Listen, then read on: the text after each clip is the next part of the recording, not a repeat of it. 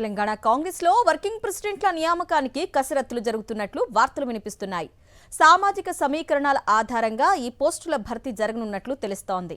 అయితే working president పోస్టుకు ఈసారి వెనకబడిన తరగతుల నుంచి ఎవరికి అవకాశం ఉండకపోవచ్చునన్న ప్రచారం జరుగుతోంది. మిగతా సామాజిక వర్గాల పోస్టుల కోసం పార్టీలో కీలక నేతలు ప్రయత్నాలు మొదలుపెట్టేసినట్లు చెప్తున్నారు.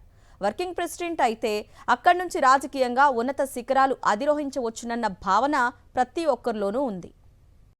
తెలంగాణ కాంగ్రెస్ లో పార్టీ పరమైన పదవుల భర్తీకి రంగం సిద్ధమవుతోంది. ప్రత్యేకించి వర్కింగ్ ప్రెసిడెంట్ పదవులను సామాజిక సమీకరణాల ఆధారంగా భర్తీ చేయాలని పార్టీ హైకమాండ్ నిర్ణయించినట్లుగా తెలుస్తోంది.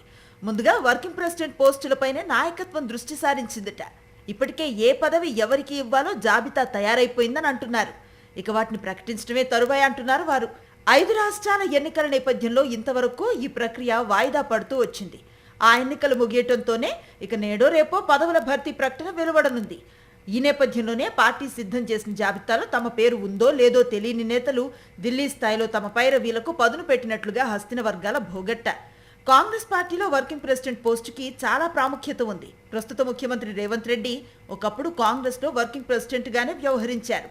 అక్కడి నుంచే ఆయన పీసీసీ చీఫ్ గాను, అక్కడి నుండి సీఎం పోస్టుకి ఎదిగారు.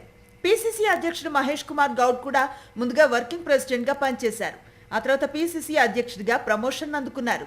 వర్కింగ్ ప్రెసిడెంట్ గా విధులు నిర్వహిస్తే చాలు భవిష్యత్తులో మంచి పదవులు గ్యారంటీగా వస్తాయని పార్టీలో అందరూ నమ్ముతారు. పీసీసీ చీఫ్ మహేష్ కుమార్ గౌడ్ పదవి చేపట్టి 2 ఏళ్లు పూర్తవుతుంది. ఈ నేపథ్యంలోనే పార్టీలో సంస్థాగత నియామకాలన్నీ పూర్తి చేయాలన్న ఆలోచనతో నాయకత్వం ఉందని అంటున్నారు. ముందుగా వర్కింగ్ ప్రెసిడెంట్ పోస్టులను భర్తీ చేయాలని అధిష్టానం సూచించినట్లుగా సమాచారం.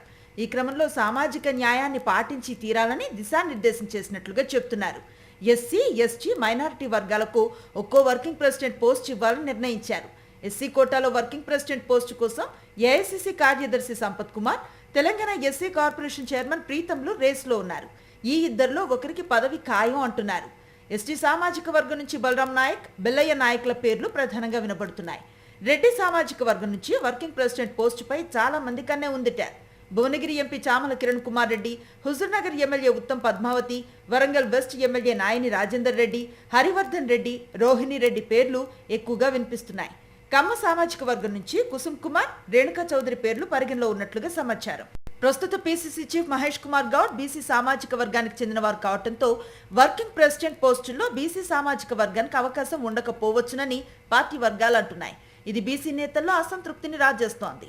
ప్రస్తుతం ఎమ్మెల్యేలు, ఎంపీలుగా ఉన్న వారికి వర్కింగ్ ప్రెసిడెంట్ పోస్టులు ఇవ్వకూడదన్న ఆలోచన కూడా ఉందని అంటున్నారు. దీనిపై నాయకత్వం మల్లగుల్లాలు పడుతోందిట. మొత్తానికి తెలంగాణ కాంగ్రెస్ లో వర్కింగ్ ప్రెసిడెంట్ల వ్యవహారం ఇప్పుడు హాట్ టాపిక్ గా మారింది. ఎవరికి పదవి దక్కుతుందన్న దానికంటే నియామకాలు ఎప్పుడు ప్రకటిస్తారన్నదే కీలకంగా మారింది. మరి హైకమాండ్ చివరికి ఎలాంటి సమీకరణాలకు ఫైనల్ టచ్ ఇస్తుందో చూడాలి.